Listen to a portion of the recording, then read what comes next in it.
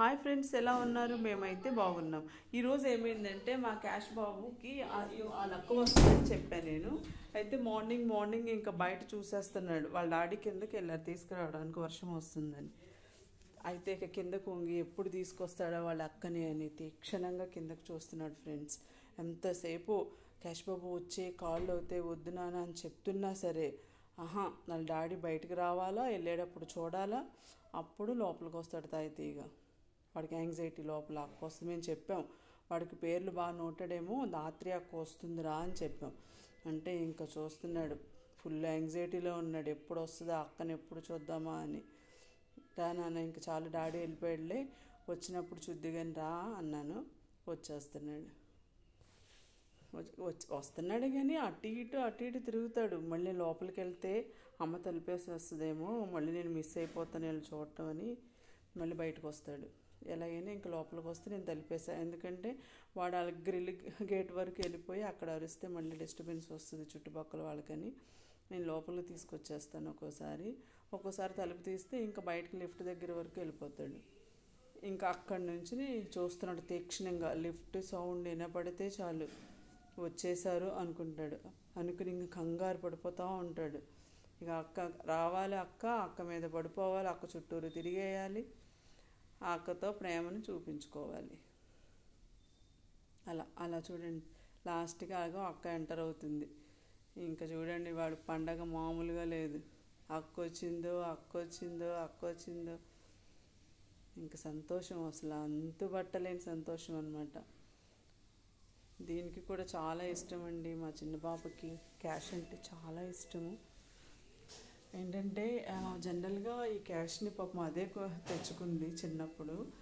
మేము వద్దన్నాం, ఎందుకంటే అపార్ట్మెంట్ కదా, కొంచెం ఇబ్బందిగా ఉంటుందమ్మా అంటే నాకు ఇష్టం అమ్మా అని అదే బలవంతంగా తెచ్చుకుంది. అందువల్ల దానికి మా పెద్ద పాప కంటే ఎక్కువ ప్రేమ అనమాట. అది ఎప్పుడు ఇంటికి వద్దామా, ఎప్పుడు క్యాష్ బాబుతో ఆడుకుందామా అని దానికి యాంగ్జైటీగా ఉంటుంది. సో అలా ఎవ్రీ మంత్ ఇంకా వీడి కోసం అలా వచ్చేస్తూ ఉంటుంది. ఎందుకంటే ఇప్పుడు చేసేది ఇంటర్న్షిప్కి వాళ్ళకి హాలిడేస్ ఉండవు.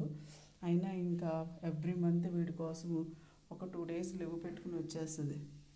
ఇక వచ్చిన దగ్గర నుంచి వాడితోనే ఆటలు, వాడేమో దానితోనే ఆడుకుంటూ ఉండాలి. పెద్దక్క వస్తుంది కానీ దీనికి ఉన్నంత ఎఫెక్షన్ దానికి ఉంటుంది, బట్ దీనికి ఎక్కువ ఉంటుంది, ఎందుకంటే ఇదే తెచ్చుకుంది కాబట్టి. ఇంకో విషయం ఏంటంటే, ఇది ఉన్న అటువంటి ప్లేస్లో కూడా కింద పోర్షన్ వాళ్ళకి ఇలానే ఒక ల్యాబ్ ఉందంట.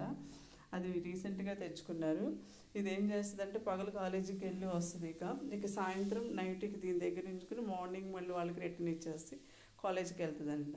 అంటే వీడి మీద ఉన్న ప్రేమని ఇంకా అది మర్చిపోకుండా అది అలాగా కంటిన్యూ చేసుకుంటుంది వేరే డాగ్ తోటి. చూడండి ఎంత ఎఫెక్షన్ చూపిస్తుందో దాని మీద. అది కూడా మా అక్క వచ్చిందని. మీకు ఏంటంటే, నేను ఒరిజినల్ వాయిస్లో అయితే దాని సౌండ్ ఎలా ప్రొడ్యూస్ చేసింది, దాని సౌండ్ని ఎలా కంట్రోల్ చేసుకునే అనే దాన్ని చూపించలేకపోయాను. బట్ ఏంటంటే, ఒక మూలిగ లాంటి సౌండ్ వచ్చేసింది దానికి. అది దాన్ని కంట్రోల్ చేసుకుంటాం కోసం అవి ఇవి నోట్లో పెట్టేసుకుంటూ ఉంటుంది. దాన్ని మేము తీసి పక్కన పడేస్తూ ఉంటాము. అది కూడా చూడండి, ఏమీ లేకపోతే అట్లా కొరుక్కుని అలాగ వాళ్ళ అక్కని చుట్టూరు తిరుగుతుంది.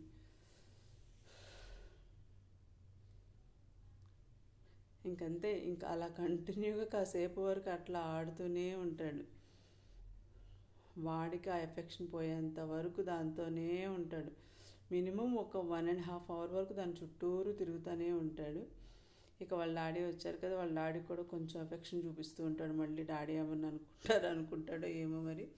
మధ్యలో వెళ్ళి ఆయన పక్కన కూర్చుంటాడు, మళ్ళీ వస్తాడు, మళ్ళీ కూర్చుంటాడు. అదండి విషయం. మా పెద్ద పాపకు కూడా ఇష్టమే కానీ, బట్ అక్కడ పెంచుకోవడానికి కన్వీనియంట్ లేదు, అది పీజీ హాస్టల్లో ఉంటుంది కాబట్టి. కానీ కంపారిటివ్లీ చిన్న పాపకి బాగా ఎక్కువ డాగ్స్ అంటే బాగా ఇష్టము.